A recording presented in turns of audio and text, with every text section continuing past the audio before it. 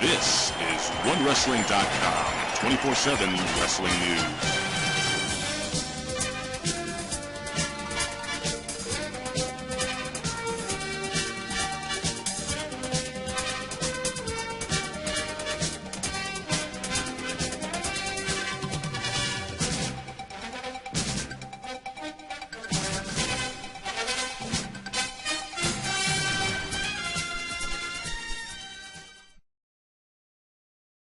Ladies and gentlemen, this is Big Ray's Wrestling Show. I am the Mark of the Master, the man with a plan. Big Ray here to stay to talk about Slammiversary 2013 today. Ladies and gentlemen, you know me. I am coming here from New York City, and my co-host and good friend, Andre CORBEIL, is coming to us from up north in Canada.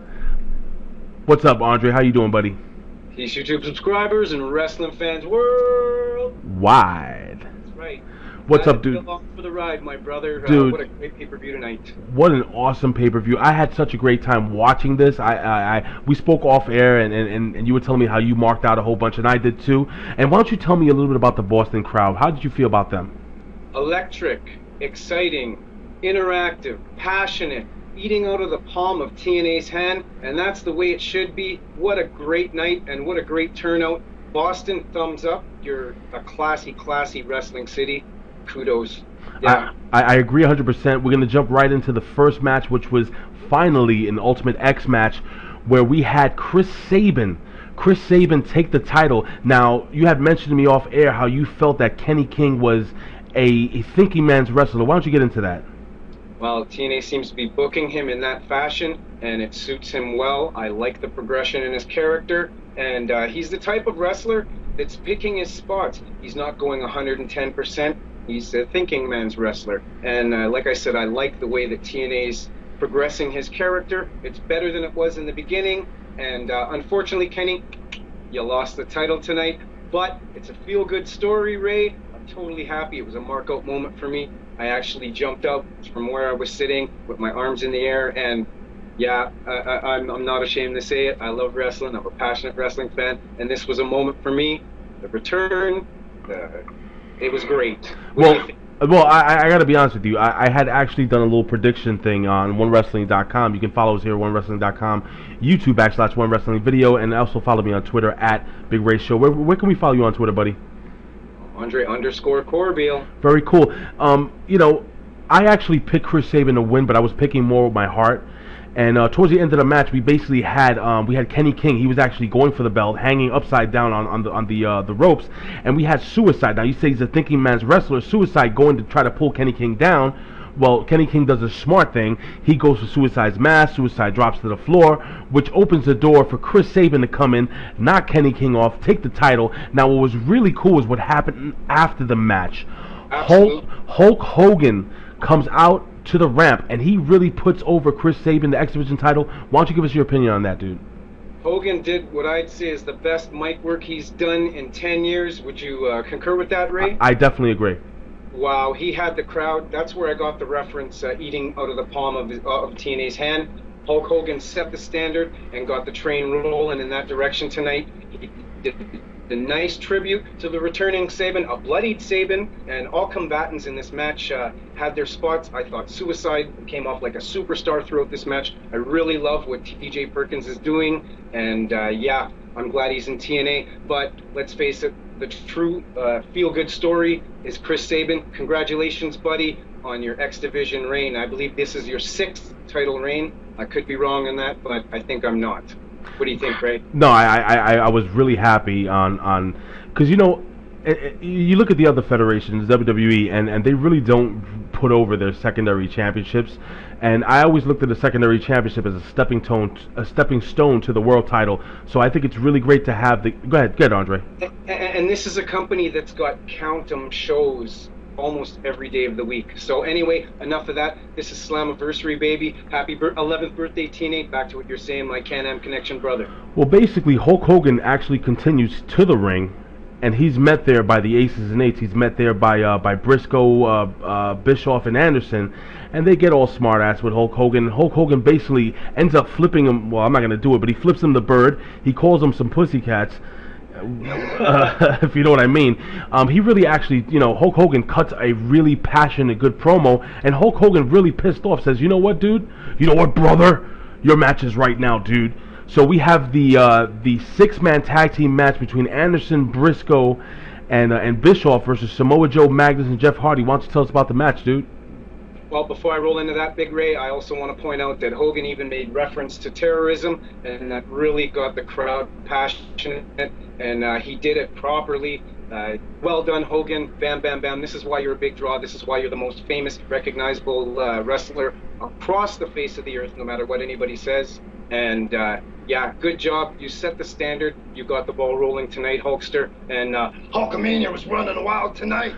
Let me ask you a question. What did you think about, my opinion, I think Jeff Hardy looked really, for a guy that hasn't wrestled in a long time, number one, he had a dope, really cool looking beard now. So he grew that full out beard. He looked really, really good in the ring.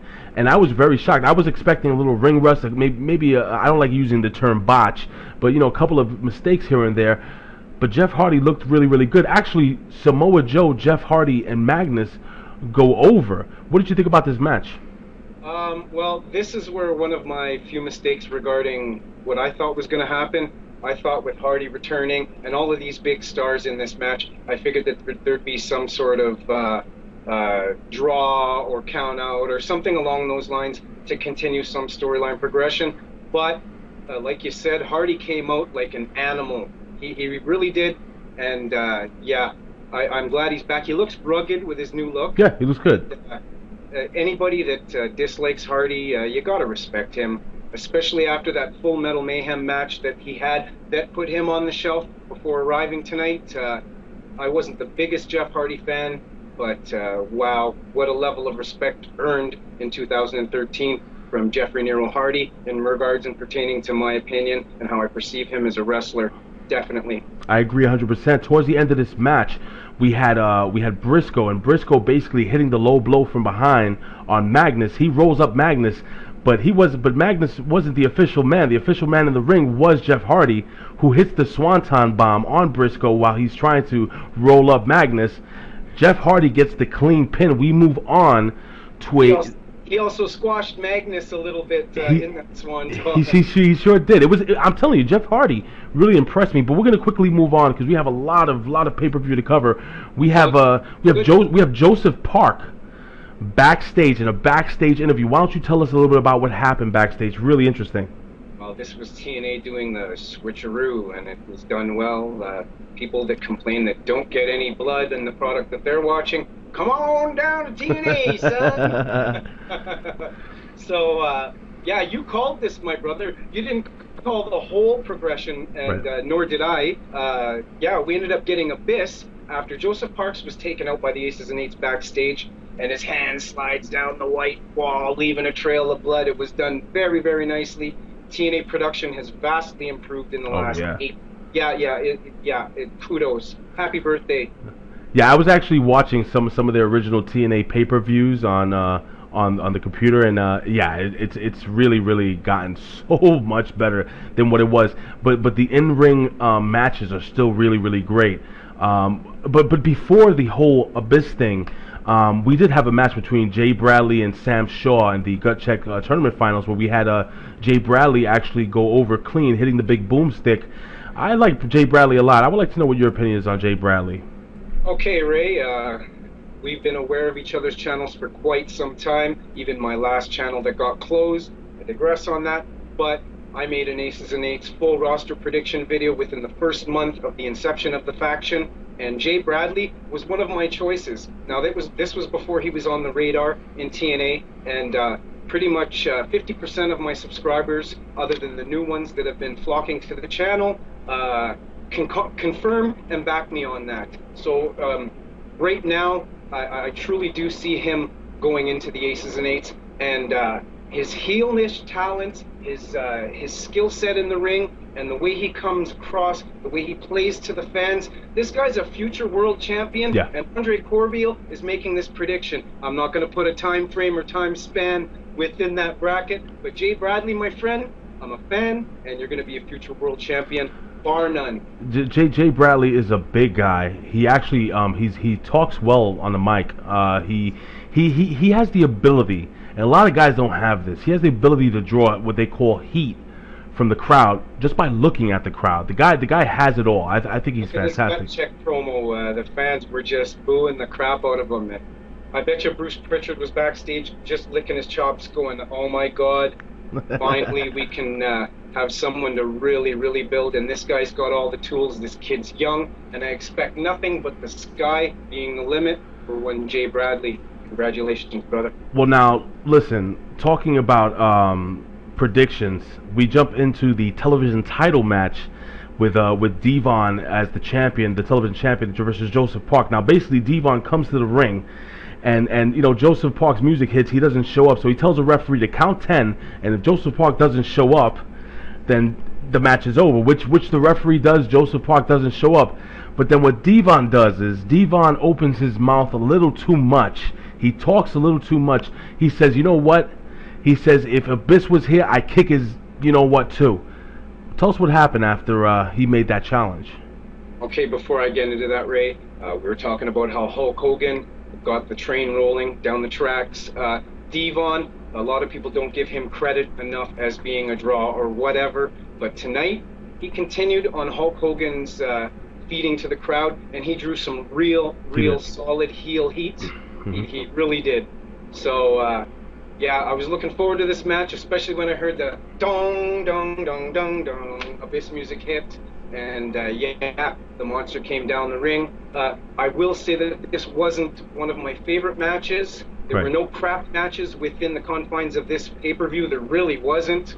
So, yeah, again, this match wasn't the best, but it was still a very enjoyable, watchable, and yeah, the Aces and Eights lose a chunk of their armor. They sure did. Championship. So, yeah, they leave the pay-per-view tonight a little weaker than they were, and they've been looking pretty darn strong lately, Ray. Oh, absolutely. So this is a good thing for the TNA fan. Absolutely. You know, I was surprised. Again, it was like you said, the match wasn't spectacular, but it wasn't a bad match. You know, you had Abyss going over, hitting the black hole slam for the 1-2-3, and becoming the world heavyweight, the TNA Television Championship. Very beautiful title, by the way. It's a gorgeous title. Now, my question to you is, Andre, do you think Abyss continues to defend that title? Maybe he hands it off to his brother, and maybe he has him kind of defend it for him. Well, I think a switcheroo title defense kind of progression may be a logical way to go.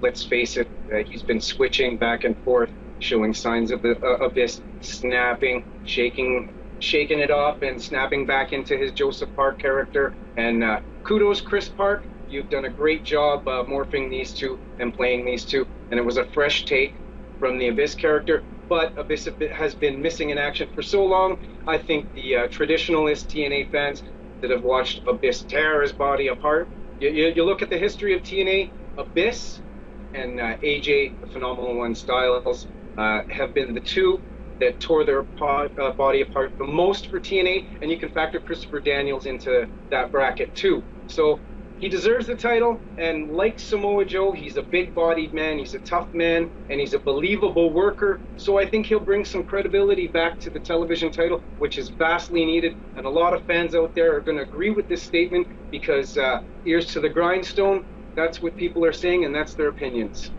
You know what? Well put. I'm not going to add any more to that. Woo! We're gonna actually move on to an emotional moment here in the pay-per-view where we had the President Dixie Carter, who I love to death. President Dixie Carter, and she announced a new inductee into the TNA Hall of Fame, and she announced Kurt Angle. And I actually legitimately feel, I'm going to give you my quick feelings, I want to hear your feelings. I legitimately feel that nobody knew who was going to be called. Kurt Angle, I believe, honestly, in my heart, didn't know he was going to be put in the Hall of Fame. I see Kurt Angle right there over your right shoulder. I thought it was a great moment for TNA, and I honestly do feel that Kurt Angle coming to TNA was probably the biggest signing in any wrestling organization. You know, I mean, he's not Stone Cold Steve Austin. He's not wise, is what you're saying. right. He's not The Rock, but Kurt Angle helped take TNA and turn them into the direction to which 11 years later, they're at a platform now where I feel that they're actually starting to progress. Why don't you give us your quick opinion on that? Well, look at the crowds. They're still not completely filling the bowls. They're about doing the horseshoe right now, and they're filling the horseshoe. They're doing a great job getting asses in seats, and anybody that says TNA is not growing is trying to tear them down at every stage of progression.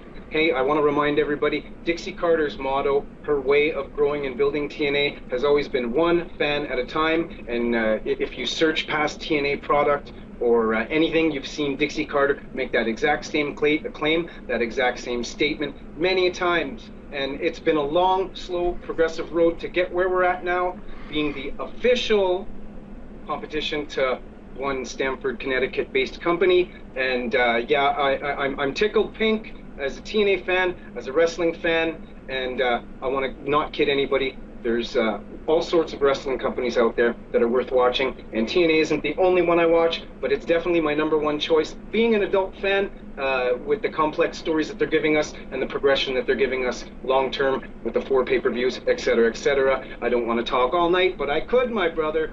Let's roll on. Well, just like me, I know you love talking wrestling. We're definitely going to roll on, and we had, which for me was actually one of my, I enjoyed this match. I actually sat back and really enjoyed watching the 4-team tag team championship match, and it didn't go the way I thought it was going to go, and I could sit down and break down basically everything that happened, but all right, number one, first of all, the Chavo and Hernandez were quickly eliminated in the match, but this is after my team, and I was so upset, my team, stupid, this guy Daniels uses the championship belt, gets DQ'd, so my team, Bad Influence, get knocked off first. When Chavo goes down after getting hit with the title belt, he gets immediately pinned, so now the champions are out. So then we had the 2 tags. Say it again? We had a fresh ending. Yeah, it was a fresh ending, something different. Why don't you tell us a little bit about this match and tell us what your feelings were, and where do you think? Because honestly, we heard everywhere that James Storm was hurt. So you and I were both under the assumption that James Storm and Gunner weren't going to win the titles right away, but they won. So where do you think they go from here? Unpredictability, brother, and you gotta love TNA for that. You gotta love TNA for that. But I digress on that. Pertaining to this match, it was everything up in the air. Definitely each team had their good moments, their spots. I truly am one that believes that Sean Hernandez needs to break free from the tag team division. He's a monster, a force, and a lot of people will say he needs to go and wrestle in the heavyweight division.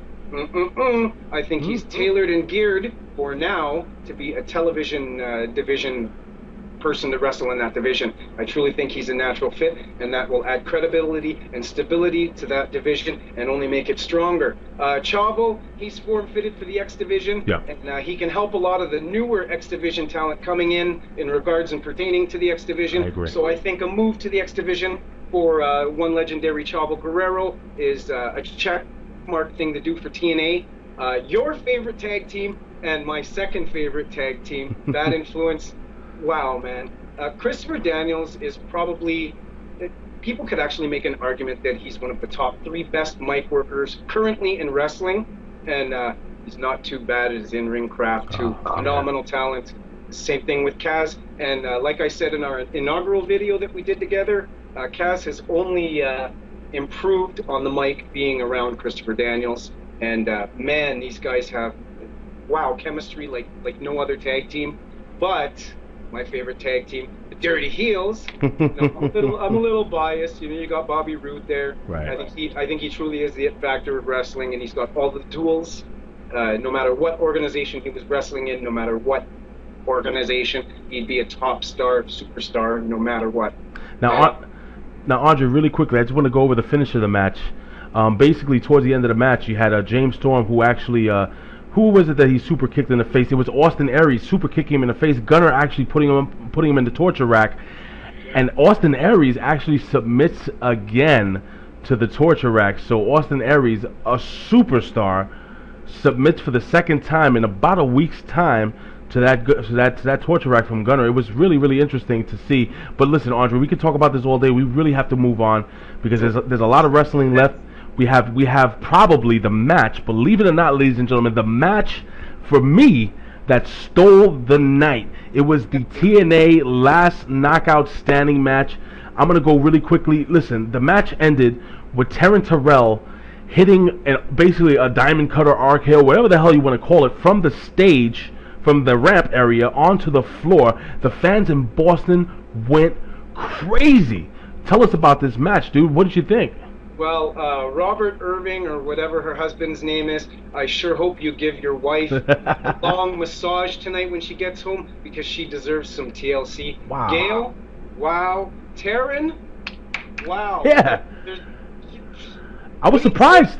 What do you say? She really stepped it up tonight and shows that she's not willing to just be a pretty face, and she's willing to run with this aggressive, crazy hot mess. And wow, both women, there were multiple spots in this match. One where I thought Gail Kim really had injured herself really bad when she missed the chair going. Oh, yeah. Like, I was just like, oh my God. And Taryn with the chair and everything, these women put their bodies on the line. And I hope I don't offend anybody by saying this, but I watched the Extreme WWE pay-per-view, and they could have taken a couple notes from what the females, knockouts, did, and to themselves, putting their bodies on the line in an epic match. Also, I somewhat agree with you. This is one of my match of the night contenders, and the knockouts division. Wow. I gotta be honest with you. It's been years since I sat down and watched a women's match, and like I said, I respect a woman that's gonna get in that ring and actually put that, put her body through that. But let me tell you something. These girls really put on a fantastic show, and Taryn Terrell, I kind of trash her a little bit on a weekly basis. I don't think she's great. Because she's new coming in and she needs to pay her dues, so there's nothing wrong with that. Andre, listen, man, my respect level for that young lady just went through the roof. You know what? She has a new fan. I really, really have a lot of respect. But we're gonna quickly move on to the last two matches of the night, Andre. We have AJ Styles versus Kurt Angle, and now you and I. What's up, dude? I also want to point out and lay a question to all of our subscribers from both of our popular channels. Okay. When was the last time any of you in a females match heard these two chants? Holy shh. Yeah. And this is awesome. Yeah. And it was a loud chant. It wasn't a small rumbling. It was everybody in the building. So I digress. Rolling on, my brother. No, very cool. Towards the end, we have AJ Styles versus Kurt Angle, and I predicted this match to be a technical match, which it was. A lot of reversals, which it was. A lot of submissions, which they did. But a little bit of high flying, which people were calling for out of AJ Styles pertaining to his new. But roll on, my friend. But I don't think you or anyone else predicted. I would love to know who predicted that AJ Styles was going to go down clean to Kurt. I actually thought it was going to be the other way around. An injured Kurt Angle. Kurt Angle actually takes him down with a double leg takedown, and he actually uses his weight, and he just basically holds AJ Styles down for a pin. So. And this is after AJ applied his finisher twice to an injured Kurt Angle. Now, this match outcome did not anger me enough to talk bad about the match, because Kurt Angle, wow, AJ Styles, very interesting to watch the progression in his moveset, the new moveset. Like I said earlier in this video, Ray, AJ's put his body on the line for so long. He deserves to soften his impactful moveset a little bit, but this is a man that is probably one of the best aerialists in wrestling, and one of the best wrestlers, period, anywhere in the world. So I'm very interested, and I'm enjoying watching his new moveset reveal in front of our eyes. But the way this match ended, Ray, it makes me question. I have one question, and fans out there watching from both ends, comment in the comment section here and let us know what you think in this regard. Do you think it was a booking error for the momentum of one AJ Styles? Because let's face it, any of us that are passionate wrestling fans know where AJ Styles' destiny lies in the next progression of this year. Well, I got to be honest with you. I'm not gonna call it a booking error. I honestly think that there's something's gonna happen there with AJ Styles. I can't. I'm not gonna analyze it. I'm not gonna spend all day thinking about it. But The story's too complex. So it's very complex. And what I love about TNA Wrestling is, again, Impact Wrestling, is that it's unpredictable. I didn't predict this. So anyway, I thought the match was actually a decent match. Again, I wasn't happy with the finish, but again, like you say this all the time, we have to allow the storyline, or we have to allow this character to develop and move on. So let's just give it a chance. Let's see what happens this week on Impact. Let's move on to the main event of the evening for the TNA World Heavyweight Championship. It's no holds barred. Now, before this match, Bully Ray, in my feelings, cut one hell of a promo, and he basically broke down how a no holds barred match is basically a match where there are a lot of holds that have been barred from wrestling, which some people say no holds barred, they just think it's a fight. No, this is a no holds barred match, and he focused on one of the holds that wrestling fans like myself miss seeing on television, the pile driver. And he says that Sting is going to go down with the pile driver. Andre, why don't you tell us a little bit about this match, and something that I don't think I've seen in years, Bully Ray actually cutting open the ring, exposing the wood. Why don't you tell us about the match, dude? Woo! Okay, I didn't know what to expect coming into this match. Let's face it, there's a lot of people out there that basically critique TNA for having Sting in this spot. And this match was dedicated to each and every one of you. You got your wish. You got what you wanted. Just thank God Sting, it wasn't for retirement. And we still, us fans that really appreciate the icon, still get to see him on our program. But, wow, man, I did not expect this. I did. At the ring getting cut off. Bully pulled out that switchblade, showed it in the camera. I was like, where's this going? What's he going to do? Yeah. You gotta love the unpredictability. Wow. So, like I said, I didn't know what to expect from this match, other than the prediction that those fans were going to get what they wanted pertaining to Sting. And wow, Sting, they booked him tough, and they had to. Let's face it, he's an icon and a legend, and he gracefully passed the torch to Bully Ray. This was somewhat of a passing of the torch, people. Whether anybody likes to admit that or not, this was TNA's way of passing the torch. But how long the torch is passed to Bully Ray is in question. Well, I think Bully Ray has done a phenomenal job taking that character, taking that title, being a champion, being a great heel champion, being a leader. Bully Ray, people they're gonna hate on Bully Ray. They still remember him as Bubba Ray, a tag team wrestler.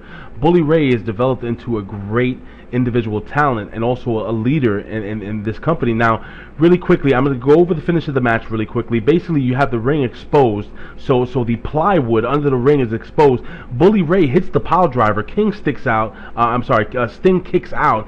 Sting actually ends up hitting the Scorpion Death Drop on the exposed wood.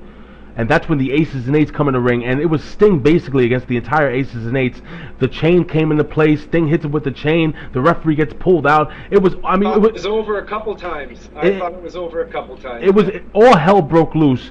Now towards the end of the match, we have Sting over on the top rope, and what I didn't really notice, and I kind of turned away for a second, we had Mr. Anderson, who slips the hammer into the ring. Bully Ray cracks Sting over the head with the hammer, dude, and gets the pin for the 1, 2, 3. Now my question to you is, how come the TNA roster didn't come down and help Sting? Do you think Sting will maybe get a little bitter over the fact that the entire Aces and Eights crew was down there? There was no Hulk Hogan, there was no Samoa Joe, there was no Magnus. Nobody came down to help Sting.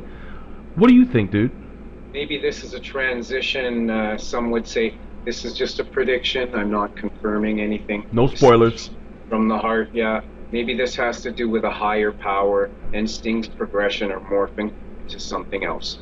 Only time will tell, but that's just saying. But wow, the spots.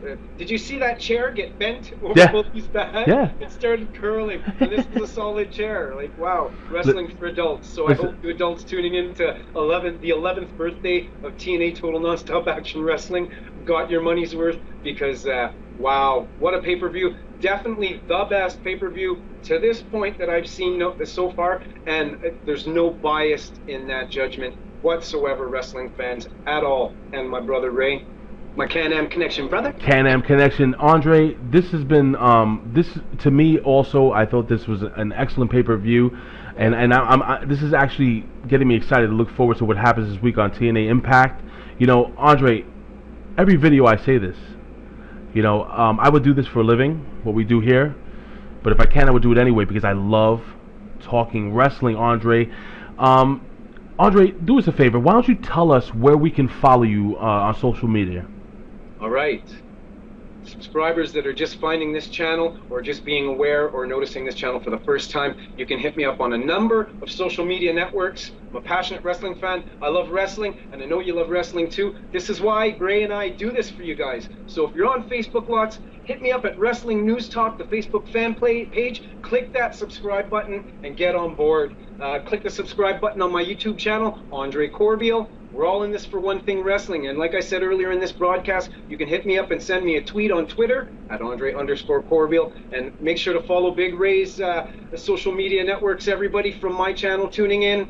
Like I said, this is the Can-Am Connection. And we're here because we're both passionate wrestling fans. And we both do this no matter what because we love wrestling. And we're all in this for one thing. The fans. Ladies and gentlemen, check this out. I do a TNA recap every single week here at OneWrestling.com. I watch Andre's TNA recap every single week. So, you know, we're here to help each other out. Anyway, ladies and gentlemen, you can follow us here at OneWrestling.com, YouTube, /OneWrestling video. Follow me on Twitter at Big Ray Show. Follow us here every single week at YouTube /OneWrestling video. I think I've already said that. Ladies and gentlemen, it has been a pleasure talking to my friend, my good buddy, Andre CORBEIL. I love talking wrestling with you, buddy, and I love your country. I'm so happy and excited about this night, and I'm not being kayfabe right now, dude. I'm legit excited about this pay-per-view, and I'm excited about this programming, and I'm looking forward to seeing what happens next. Andre, why don't you sign us off? Well, from all of us up here in Canada to our brothers from the South, I want to wish you guys a belated Memorial Day. We appreciate you up here, and I hope you guys appreciate us down there. And from the looks and sounds of it, it seems that way. We're neighbors, and we go to war together. We fight side by side. We stand side by side, and it'll never be different. That's right.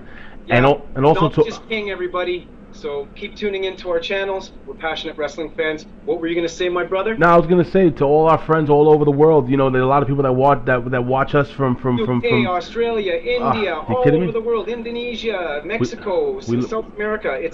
It's amazing how far these channels reach and where some of the contact and interaction comes from. And like you, I'm a firm believer in interaction with the people that support you. So thanks, everybody. You make this thing a great, credible thing, and these are two credible channels, and it won't stop, people. Andre, I will see you next time. Peace. Happy 11th. Later, dude.